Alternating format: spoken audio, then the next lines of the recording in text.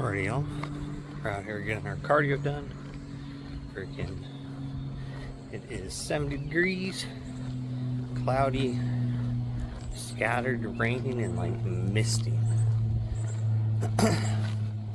So it's like just enough to keep everything wet. And then it'll randomly rain for like 15-20 seconds. Then nothing for like,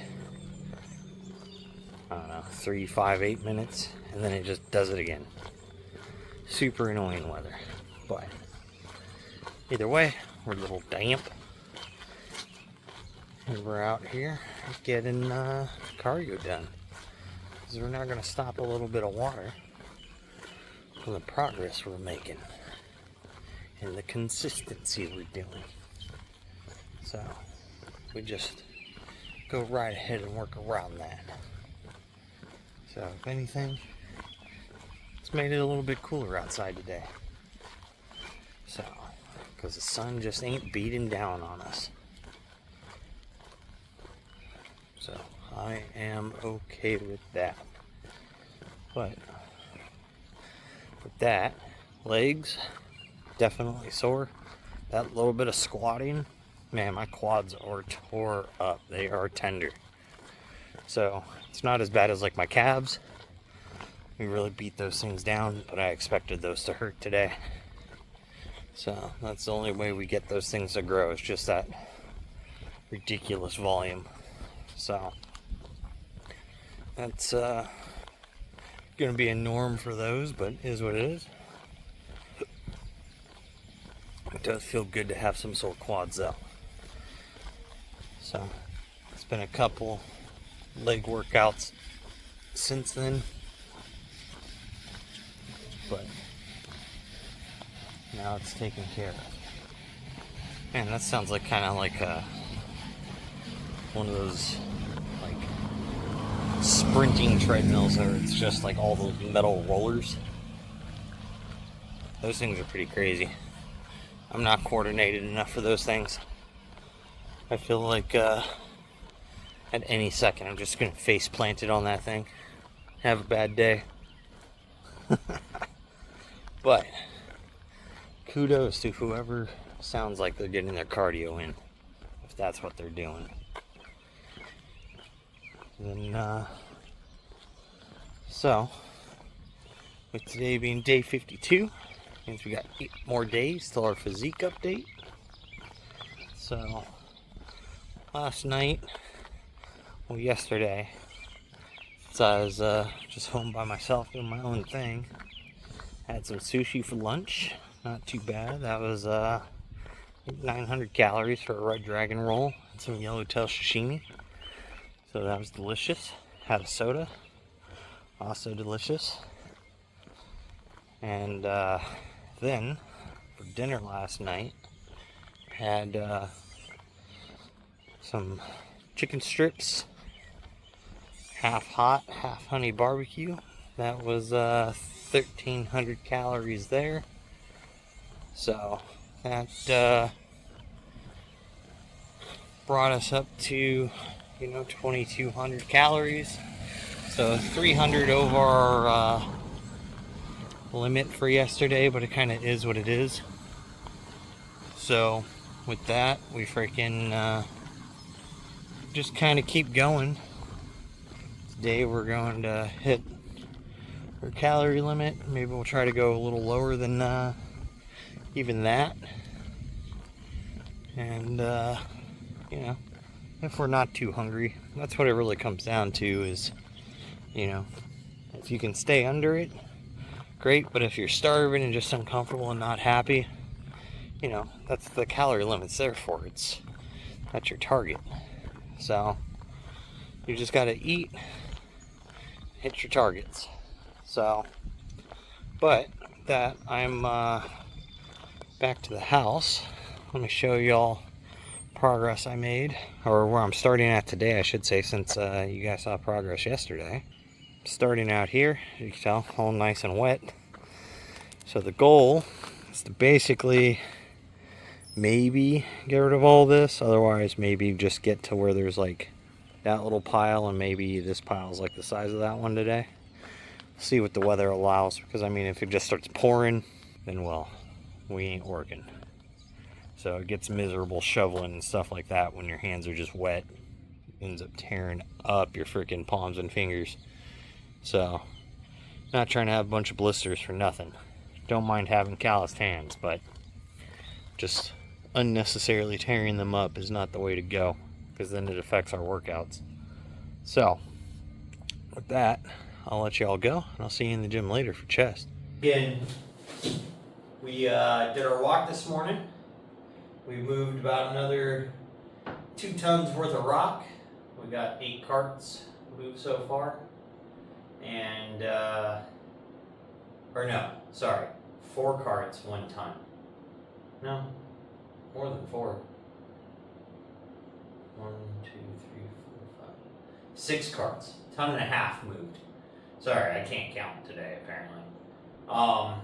Now, went ahead and warmed up on the bench, 135, 185, and now I've got 225 on the bar. We're going to hit this for 5, see how that feels. We're supposed to do 5 by 5 at 225. Kind of feel like ego lifting today, kind of want to go heavy, but you know, we can't always just be lifting balls to the walls. It's definitely how we get hurt, which we're trying not to do, because it's never fun. So we're going to go ahead and get this knocked out here.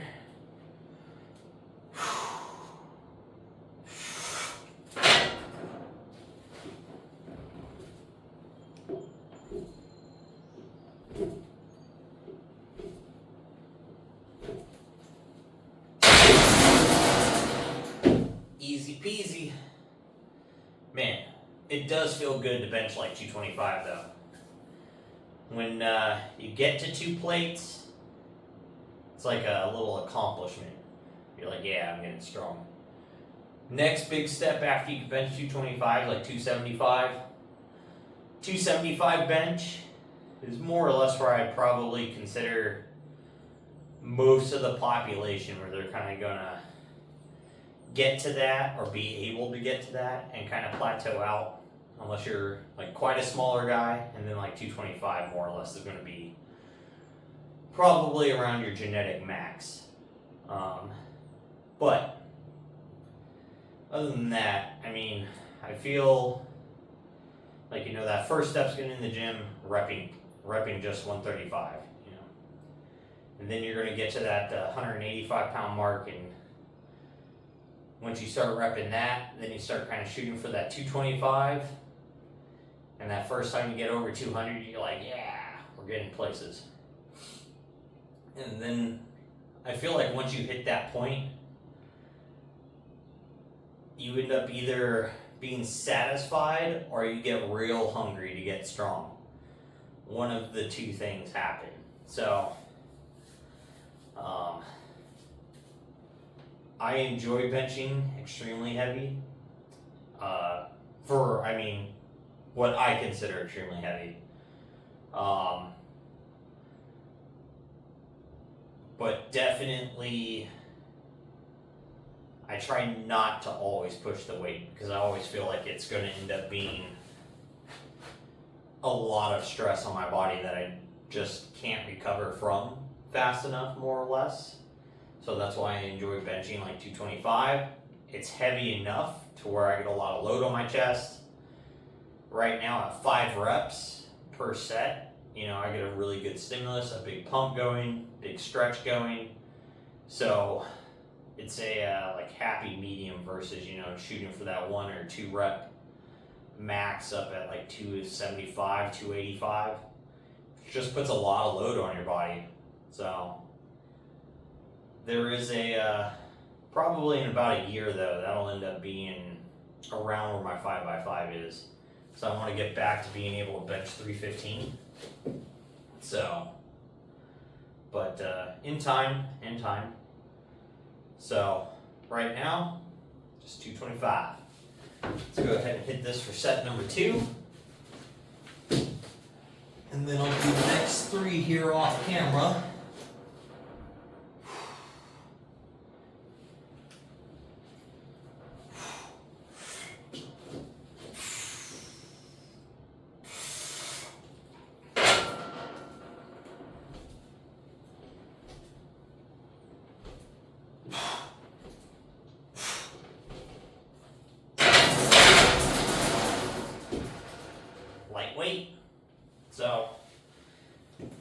to go ahead and do dumbbell incline presses. 60 pounds today is what we're working at for these for 5 sets of 10, it looks like. So, with that mapped out, we were able to go ahead and knock out 5x5 at 225. Last set, a little rough, but we were able to get through it, so no problem there. Got a good pump going, a lot of blood flowing. So, now we're just going to go ahead and keep on going with that. Get a bit more towards fatigue and failure, using something that's a bit safer to be failing at, because you know, without a spotter or anything, you don't really want to just fail on a barbell bench press, because failure means that thing's sitting on your chest. You can't pick it back up.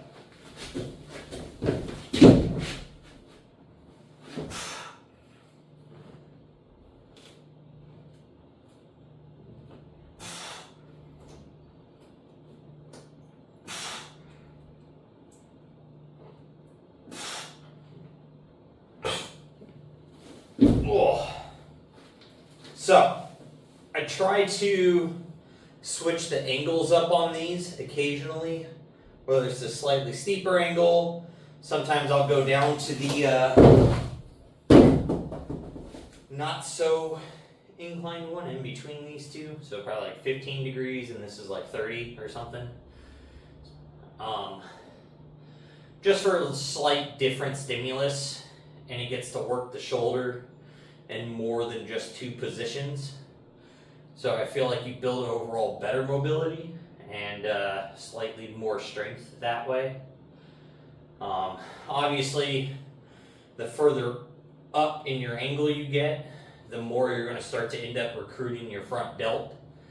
So you've really got to focus on what muscle you're squeezing to do that press, and that you're not actually like front raising or flying the weight using your front delt. So there is that portion. When you get a little bit higher, it's a little more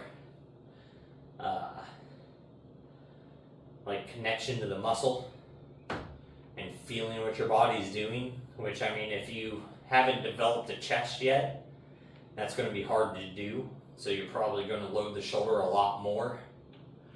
But that it's kind of just the nature of getting stronger. You know, when you first start, you're not going to maybe feel everything that you're hitting initially, you know, for the first couple months. So you don't know if you're squeezing the right spot or feeling the right muscle per se. You're just kind of moving weight and putting the body under stress, and then things start to grow and adapt. And then as things get bigger, you can like actually feel, and then if you're lean enough, see what muscles are working. So when you're first getting at it, I mean, yeah, technique matters as per like general form, so that way you don't injure yourself. But as for like advanced and moderate techniques, a lot of people won't even notice the difference between like a palms up or a palms down, or like a freaking elbow slightly more up versus slightly down, or like pointing your toes in or pointing them out, or something like that when it comes to like squats or leg extensions, hamstring curls. Like a lot of these weird little techniques that can target various points of the muscle, the general population isn't probably going to care about it much, nor is the beginner lifter, because they're going to get the same development and progress as if they were just using the wrong form or foot position or hand placement, but they're still stimulating that muscle because it's just never been worked. So there's a point of like the reason why they have newbie gains. You just get to put on muscle that you've never had because you've never used the muscle, whether you're using it correctly or not, type of thing. So there's always that. Now, I mean, when you get into the intermediate, moderate, and advanced lifting stuff, yeah, like that technique and small little changes are going to matter.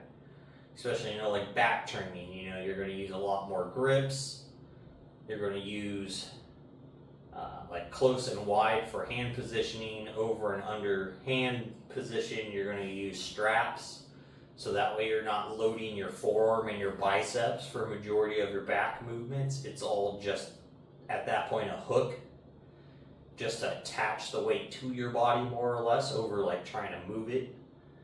Because a lot of back day movements, you'll recruit biceps. A lot of chest day movements, you're going to recruit your triceps. You're going to recruit, you know, your front delt for certain movements and stuff. So things just kind of add up on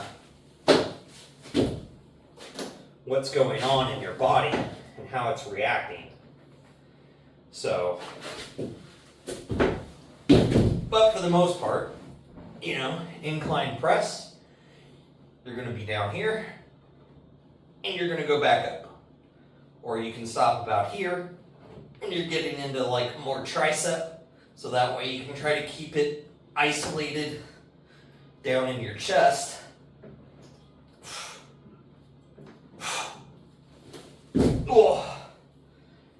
And not wear out your triceps as much. So, because obviously the more you go to lockout, the more tricep you're going to get. So you're kind of, in a way, wasting energy, but a way you're doing correct form. So, I'm going to go ahead and knock out these next 3 sets off camera, and then we'll be back for, I believe, cable flies now is next, or pullovers. One of the two. Flies, we're going to hit these at a slightly declined position, since we've already done flat and incline variations.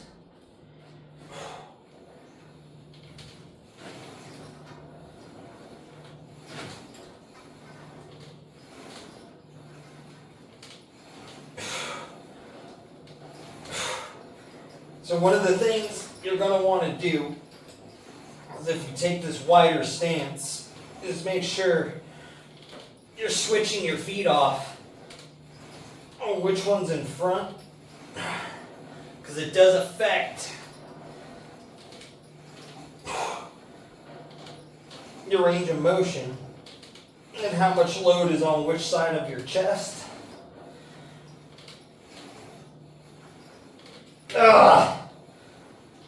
Fuck.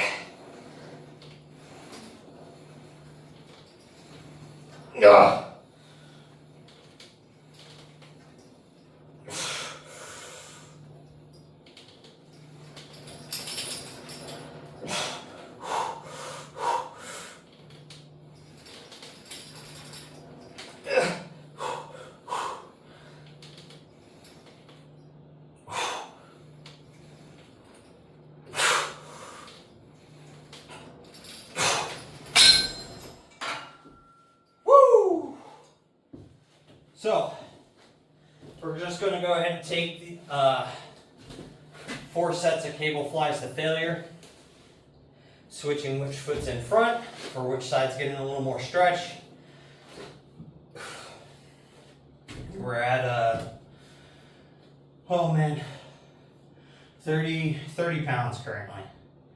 So, it's heavy, but not too heavy, so you can get quite a bit of reps in, get a lot of contraction going, and then when you hit that end, you know, just kind of really try to force out. Man, that feels crazy. Really try to force out a few partials, because just because you can't get all the way to here under load doesn't mean you can't go from like here to here and get half of that muscle to contract even harder. So, and just really reach fatigue. This is one of the best exercises to probably do that with.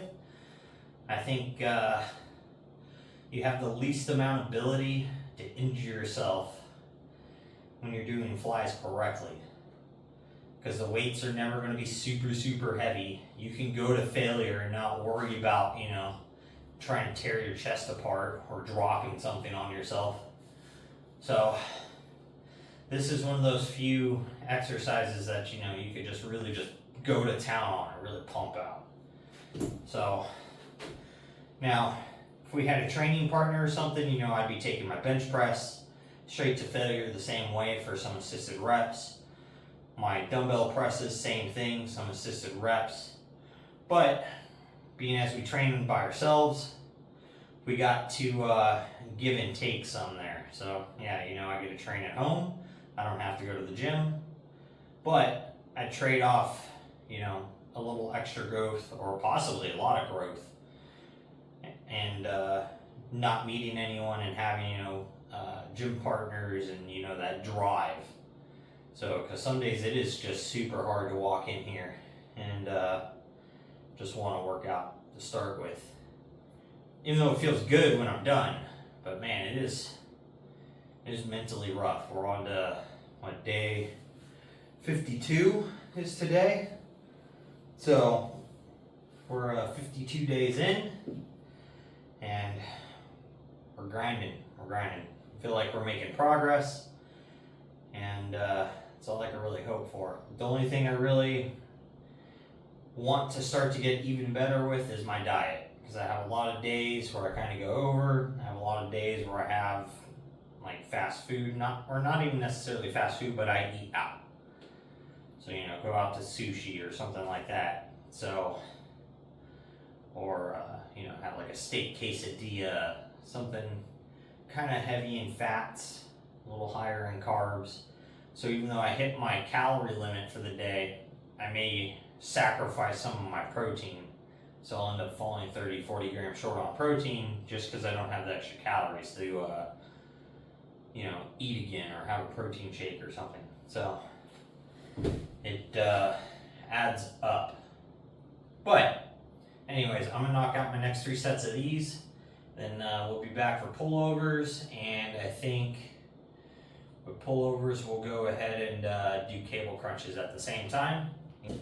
We're gonna go ahead and knock out pullovers using the rope, cable crunches today using the short bar, and we got 70 pounds on the rope, 80 pounds today on the cable crunches. We're moving up 10 pounds on those, see how we can do them. And more or less, this isn't too much of a chest exercise. Like, you engage, obviously, like if your arm's here and you're pulling down, like you're gonna engage the chest some. As you can tell, it flexes. But once you get to about here, it stops engaging the chest, and you're gonna move into like rear delt and upper lat, which is perfectly fine. Because again, the bigger, stronger your lats and your rear delts are, the more overall it helps your bench press as well. Because when you can really set into the bench, like you could get a big drive through your chest that way. That's why I do pullovers on my chest day and not on my back day. So,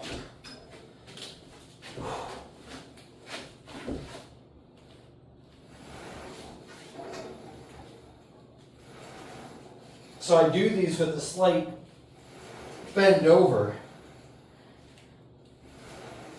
so I can really get that big range of motion to make sure I'm getting up high enough in the stretch to engage that chest. Woo. Those are heavy. So, because again, from here to here, you get that chest engagement. But from here to here, when you're pulling, it's no longer your chest. So it's only this upper angle coming down that you're going to get to contract the chest. Now, as for hand placement, it doesn't make a difference. It's going to pull the same way through the pec to get your arm pulled downwards.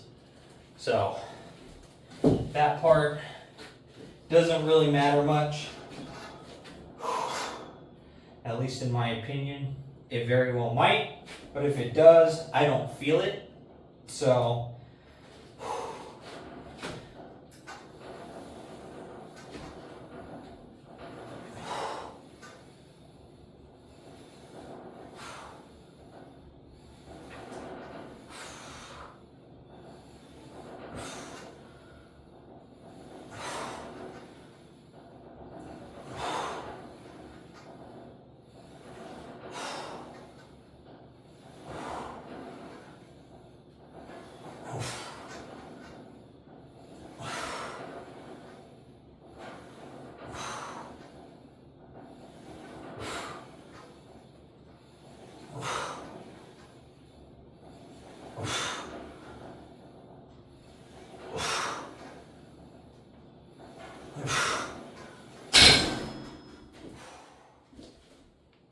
All right, 80 pounds feels great, not too heavy.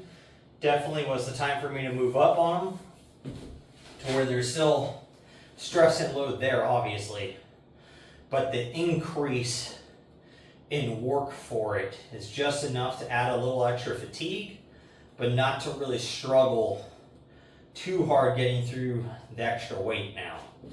Because if we're thinking too much about the weight on something like abs, like it's probably too heavy.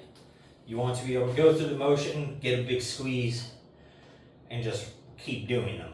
So I don't think the abs necessarily respond the best to super heavy weights with low reps because one, they're a tiny muscle.